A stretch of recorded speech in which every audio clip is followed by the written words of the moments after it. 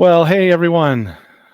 We are so thankful and blessed to be talking to Dr. Maria Fee right now in an interview. I am in Columbus, Ohio. Dr. Fee, where are you at the moment? I'm in Queens, New York. Yeah, it's a sunshiny day there. It is a beautiful day. I'm looking at all these flowering trees out my window. It's spring. Yeah, same here. Well, we are excited to chat with you today. You are an educator and an artist and a theologian with a PhD in theology and culture from Fuller. Wow, I'll just start with that. I was saying earlier that I know a lot of people with doctorates and a lot of people with MFAs, but very few, and maybe just you, who has an MFA and a doctorate. So tell us a little bit about those three areas of your life and what do you enjoy doing? And I like this question. Maybe it's a little bit cheesy, but what are you doing when you feel most alive? So we'll start with that. What am I doing when I feel most alive? Hmm. I'm either making something or I'm appreciating something that someone else has made. That's when I Yes. feel most alive. And usually that is the form of art, or I'd like to just encompass that whole thing, that area of making with the aesthetic, with the poetic. And so that's when I feel most alive. Yeah. And of course, when the divine, that's giving space for the divine to show up, right? Yeah. Absolutely. So, Yes. what is your MFA in and your doctorate, and how do those work together for you? Okay, so first was the MFA in painting, long, long time ago. Became a Christian, and then I had this burning question: why is it that the experiences, this aliveness that I'm feeling in when I'm under the poetic, right? Hmm. The spell of the poetic. Why is that different than the same thing happens when I'm close to God? And why is there no language for that within my religious community? Why are those two mutual exclusives? And so that's why I went back and I got an master's of arts in theological studies and MA in theology, just to figure out, just to get some basic theological training. Hmm. And I started working for an arts ministry, and all that just didn't resolve my questioning. Actually, posed more questions, and that's why I went back to get my PhD in theology and culture. So the Yeah. culture part for me is art. So it's doing, combining or conjoining the theological reflection with artistic reflection. Yeah. I love that. I've always heard that people learn best when they have a burning question that they really want to be answered. And so you fit that bill perfectly. Yes, and that's what artists are doing. They're investigating, they're exploring, they're asking the Mhm. question, why not? What if? Yeah. So the theology does that, art does Yes. that. So I'm Yes. not sure why those two things are not always being utilized together. Yeah. Well, before we dive any deeper into that, which we could talk about for a long time, Mhm. Dr. Fee, you are connected with Spark and Echo Arts in the past as a commissioned artist, but now also as a board member. And Yes. so, can you just quickly tell us about how did you find out about Spark and Echo Arts, and why did you decide to become a board member? Oh, I got connected with Spark and Echo more than a decade ago when Emily and Jonathan were just, I think at that time they were getting their nonprofit. I don't even remember where they were at what stage, but it was pretty early. Yeah. And my colleague, Kenyon Adams, and myself, we were leading an arts ministry up in a pretty large church in New York City. Hmm. And so we had a lovely lunch with Emily and Jonathan. And that's when I first became acquainted with them. But even as a professor, doing theology and art courses, I would always steer my students to what Spark and Echo was doing as a model and also as a platform for their own um, theological, you know, ins- introspection or Hmm. examination or exploration. Yeah. Great. So then, as a board member, how long have you been a board member? Very, very into like a month. Feels Oh, like yeah. Okay. I just got on board as a board Okay. member. Yes. But So you don't become a board member without believing in what the organization's doing. Tell us about that. What do you like about it, and what would you like to see move forward? oh, okay. I have worked in several Christian institutions, Hmm. mainly educational ones, adjunct teaching, uh, whatever, and churches. And for myself personally, I'm a Protestant, so I've witnessed a faith with the propensity to be based on head knowledge or conforming of the will, and it being an individual piety. What is really neat, and those are fine, I guess, but what is really needed are places to experience faith formation, not to Hmm. know about faith, but to experience it, to have an encounter with God and with one another. And so art can totally navigate these transactions, these divine human to place interactions. And so that's what motivates me to be on the board is that Spark and Echo invests in artists who are creating these kind of poetic spaces to reflect and and and to enter into the narrative, into the biblical narrative. Yeah, that's beautiful. Um, we are twice a year in the midst of a fundraising campaign. And so that's another place we are at the moment, looking ahead at late spring and the summer. Um, you believe in what we're doing. What are some reasons for people to contribute? What are reasons for people to help us financially to reach some of these goals that you're talking about? Sure, more than ever, right now, we need the kind of spaces that art provides. Yeah. And I'm talking about actual physical, tangible places, but also the kind of internal rooms within us where the poetic reaches in and connects us to our souls, connects us to the souls of others, connects us to God, to the divine, connects us to the world that God created. And so yes, we need what artists um, can usher us into. Okay. Yeah, I understand. Good, good, good. Um, what do you like about being a board member? Sometimes being being a board member to the average person could sound boring or Yeah. like a job to do. What do you like about it?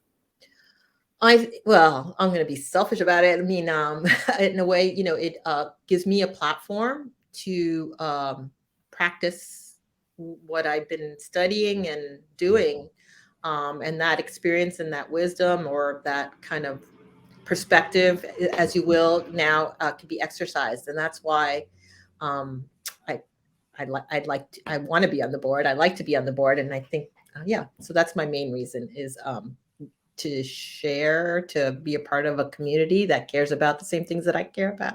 So Yeah, that's really valuable. the doing of it. It's not The just a philosophy. It's part of your life now in action. Yes, Yeah. yes, exactly, exactly. Well, I promised I would do a little quick speed round just to get to know you in a different way, Dr. Fee. I'm going to ask some really quick questions. I'm limiting you to one word. If you can give a one-word answer, here we go with your favorite sweet treat. Uh, What do you like? I'm really into dates lately. Wait, nice. Yeah. They're really sweet. I imagine you've been to a lot of museums in your life. Name a Mhm. favorite. What's a favorite museum of yours? Well, sorry, my dissertation topic is Theaster Gates. So he set up this cultural space in Chicago. So if you're in Chicago, please go to Stony Island Arts Bank in Greater Grand Crossings in south side of Chicago. Yeah. And if I'm not mistaken, this is the basis of a book that you've written. Is that correct? Yes, Okay. Theaster Gates is my dissertation subject, but through his artworks, I kind of construct a theology of hospitality. So by Oh, looking at his work and what he's been doing, he helps us to address God as being hospitable and yeah. and therefore we should follow through also on these acts of stewardship and care and reviving people, Yeah, places, things. that's beautiful. We'll come back to that. And wait, back to my list. A place you want to visit that you haven't been yet.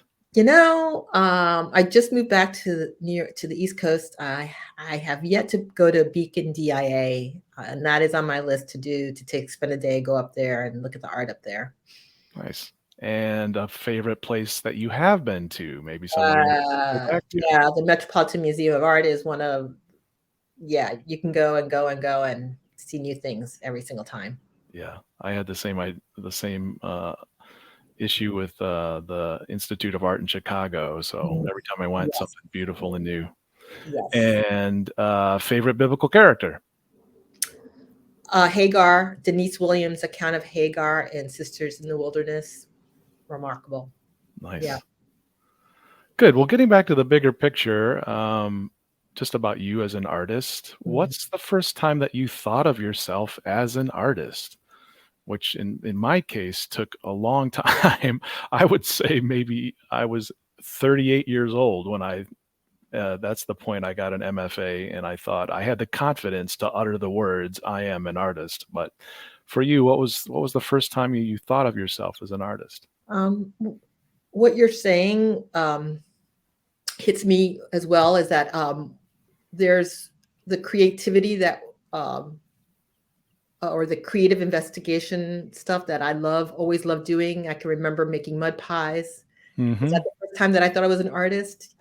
Maybe when my kindergarten teacher hung up an image that I made of our dentist. Mhm. Back then, we had dentists in schools. Oh, yeah. Was I an artist then? Did I think of myself as artist? And I really did struggle even after an MFA of, am I an artist? Because I'm not showing, I don't have a dealer, I'm not Mhm. teaching art at a university level. Those were the gates at the time of what it means to be an artist. So I've had to grow into belief in my belief as an artist. It took a long time, uh, probably longer than 38 years old. Um, I had to broaden the definition of what it means to be an artist. Yeah, I understand what you mean, for sure. Um, we're gonna look at a piece of art that you've created. I think that people are interested in the idea of, like, what is the process? You when you work with Spark and Echo, do you read a passage and an idea comes to you, and then you put that idea down on paper with whatever medium. I know it's not that simple, right? That's not certainly not that linear.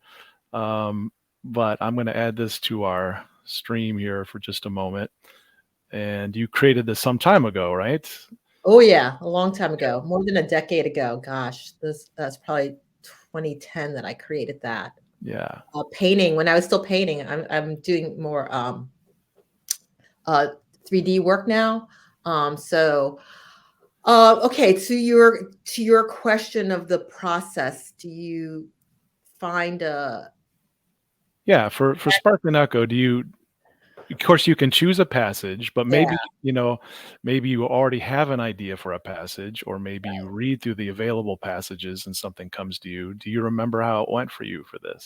Sure. Well, here's the thing. I'm making things gives me the space for my head to ruminate, and so the Mm, things that I'm ruminating on could be multiple.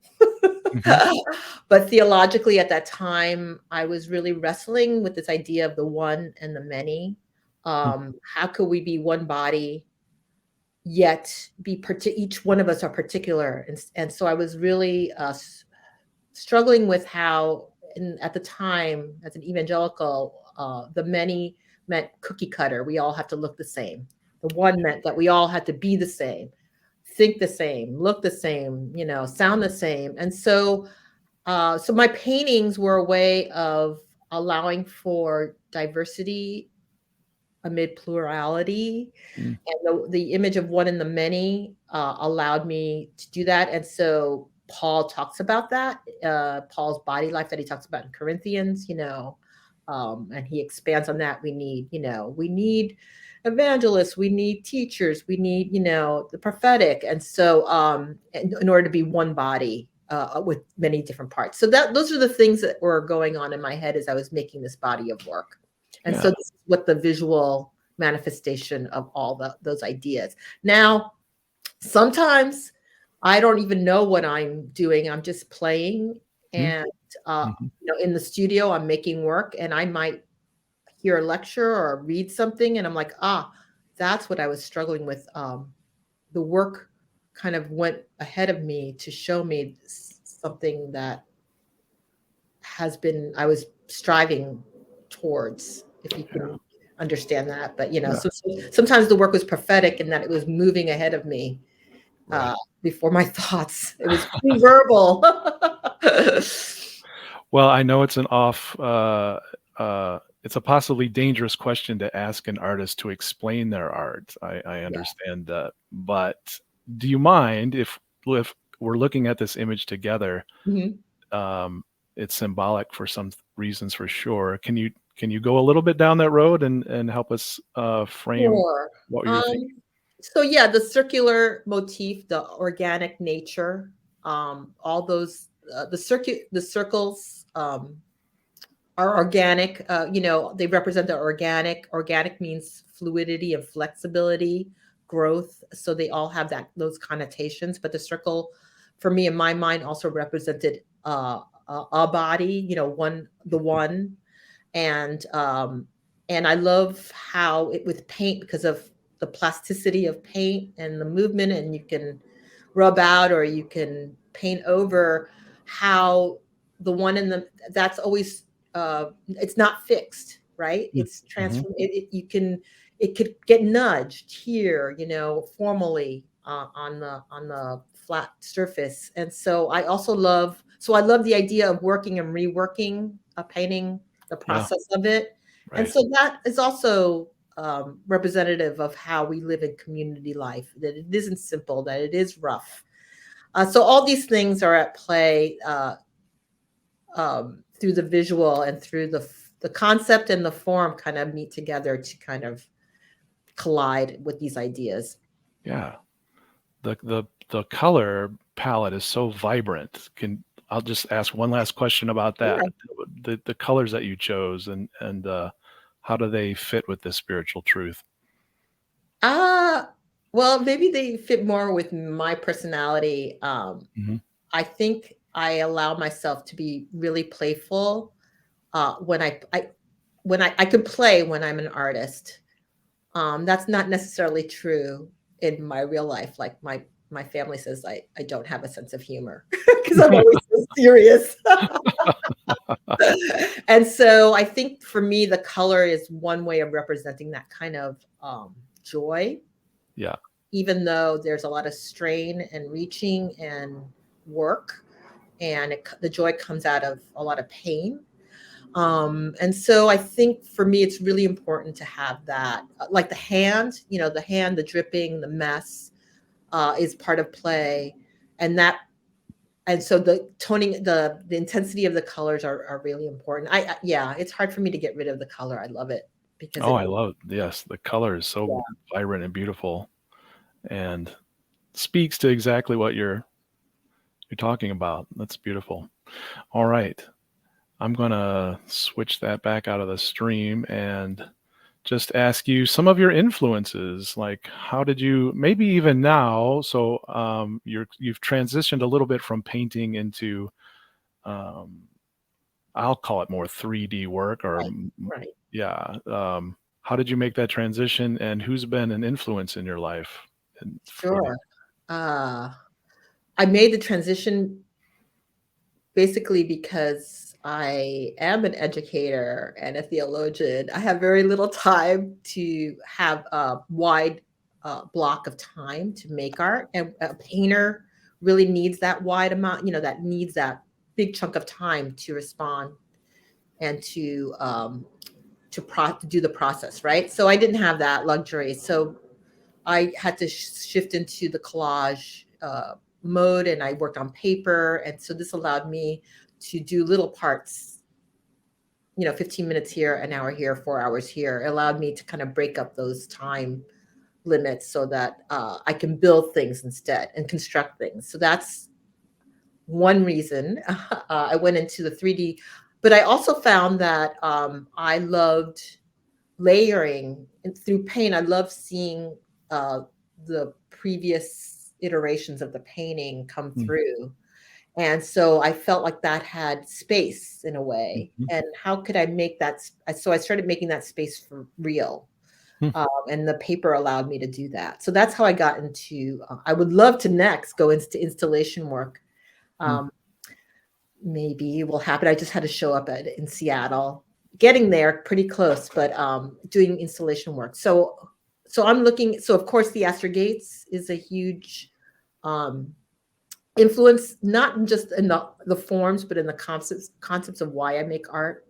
Could you explain that term for Sure. us? Yeah. So the concept, formally he does so many things, so I can't, he's a installation artist, he's a potter, he does performances, he is a social practice artist, he has dinners, food and buildings are part of his medium. But his philosophy is that it takes the material to talk about or to understand the immaterial, and also that the hand is really important, that the process of making things, the process of building, the process of labor informs you in such a way, it gives you a kind of acuity, of wisdom. And so the hand is really important for me. And so Theaster Gates has given me articulation of why that it's important. He has this pedagogy of the hand he calls freaking the pot, like he's a potter. So, you have to make 10,000 pots in order to get that handle right. So that practice is just as important and vibrant in being an artist. So formally and conceptually, I love the work of Howardena Pindell. She was a Black artist in the Black artist movement in the 70s and only now coming to light. And she uses, again, the circular. In her early work, she used the circle as a concept of, again, of not only the organic, but the ritual cutting and making, and using that to kind of refer to more African ritualistic cutting and the process of making. So I'm very much informed by her work, and also the installations of Ella Tsui from Ghana/Nigeria. Leonardo Drew, a New York artist. I love the LA artist Lauren Halsey, who incorporates community in her work. And I love the installations of Sheila Hicks, and then the earlier female artists like Louise Bourgeois and Eva Hesse, and their understanding of the domestic and the hand building are just as necessary in their artworks. Yeah. Yes. There's nothing new under the sun, in a way, I have found as an artist, right? We are taking from all that we have experienced. That's Yes. wonderful. Yeah. Yes. I mean, it's the same thing with theology. It's, theologians are in conversation with other theologians, usually dead ones. But so, and in the same way, artists, I'm always in conversation, visual conversation. And we have to, I make my students kind of have to recognize who are they in visually and conceptually in conversation with when they're creating their thesis project, because we don't create out of a vacuum. We have to acknowledge that our creativity is borrowed and stolen. and I mean, even, when we think about our colonial past, I mean, literally stolen. So these things we have to be aware of, and the nature of art. Heard the phrase, the most creative person is the one who hides his or her sources the best. Oh boy, I don't know. Yeah, that's we can unpack that one. Let's end with this, which I think is a really important question, Mhm. is why is art important to people of faith, or why should it be important to people of faith? Um, I recently read an article by the president there at the institution near Moody. Um, and he was talking about how the church sometimes discourages artists by, always wanting art to be celebratory, or always wanting art to be clear in its what it is and what it's trying to accomplish, not paying artists very well. Those he created this pretty long list of things. Um, why is it important to the church, or why is it important to people of faith that they encounter art, experience art, or maybe even make art? Oh man, it will take all day for me to answer that question. I just did a workshop with pastors, 8 pastors about a year ago. Did And you? Yeah. yes, it was my covert way of getting pastors to experience art making. Because you can know about art, right? But to experience making it and experience, learn how to look at it, that's a different thing. Yeah. All 8 artists at the end, I had to interview them, were amazed that they were creative. They didn't, they thought creativity is in the realm of the artist, and so for them, it gave them a creative voice that they didn't know that they had, and by doing so, it empowered them to let others have that same creative voice. So that is number one reason why.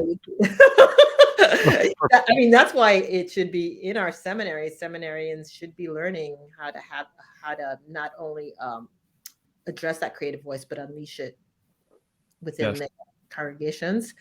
Um, They found that they had a creative voice, but I'll push on this button. yeah. Why is it important for a person of faith to know Mhm. that they are a creative person or have a creative voice? Because art, like the scriptures, and the scriptures is a literature. It's a piece of Yeah, artwork. it is. Causes us to deeply reflect on our human estate. It helps us to remind us that we're human. Yeah. Um, and but it does so with exposed hope. So when we are in the midst of good art, uh, we want to respond in some way. It causes us to act. So art.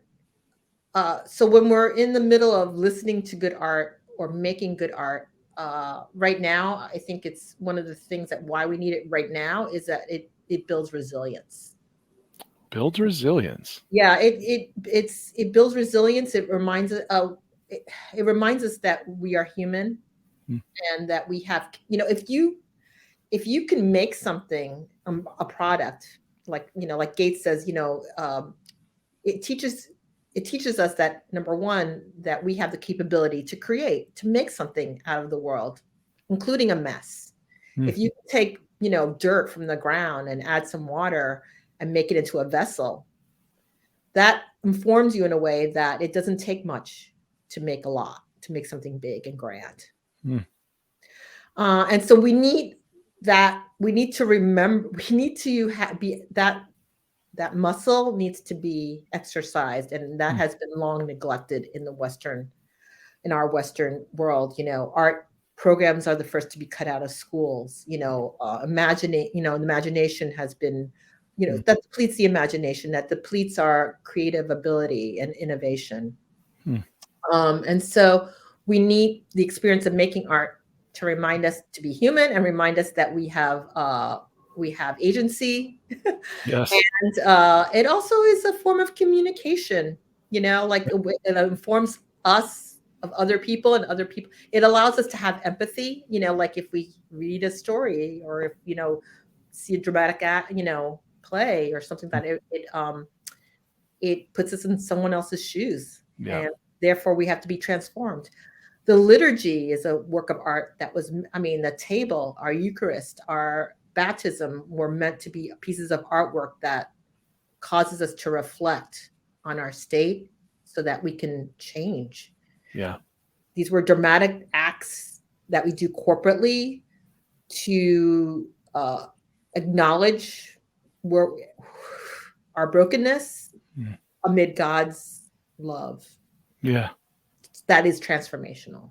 And Yeah. so these are all the reasons why we need art. We need art not to know about God, but to feel him and encounter God and one another Yeah. and the world that he created. Well, you made me think of the painting, right? That you created. That's exactly, putting it back on the stream. That's exactly the kind of thing we're talking about. This had a name, by the way. What do you remember the name of this particular Not at piece? all. I do not Well, remember. okay, no problem. Probably, I don't know, the one and the many, probably something to that. I don't know. Well, I'll ask a final question, just bringing it back to Spark and Echo and your place on the board and your leadership. We're thankful for that, Dr. Fee. Thank you for partnering with us for sure. What are some of your what's a hope that you have for Spark and Echo moving into the future? Wow. A hope that I have is that it could be a platform to all the things that I expressed about art Yeah, yeah, of just course. now. That Spark and Echo would be the platform for other people to experience that and for other people to invest in it through creative works. It's a resource that I pointed to my students. So I think it's a wonderful resource for institutions, Christian institutions, professors. Yeah. I use it as a meditation, devotional time before classes. So I could see the potential of this being in educational institutions, but on the secular side, it is an investment in a literature Mhm. that historically artists have responded to, Yes. and so it needs to continue that long history of artists invoking a biblical imagination or a biblical worldview, or even um, expressing a view that might be different of you, but somehow there's something in the narrative or the story that is intriguing, that needs exploration. So even in a secular way, that here's a piece of Western art history, Western history that is important, and and artists are still need to respond to it, and we need the artists to respond to it because it needs to be unpacked, and different dimensions of it need to be seen in different ways than what traditionally has been seen. Yeah. Dr. Fee, thank you for your time. We're very Yes. appreciative, and I'll say it again, thank you for your service to Spark and Echo Arts, and we're so glad to have you aboard, no pun intended. But blessings on you today and your beautiful art making and the theology that comes so closely with it.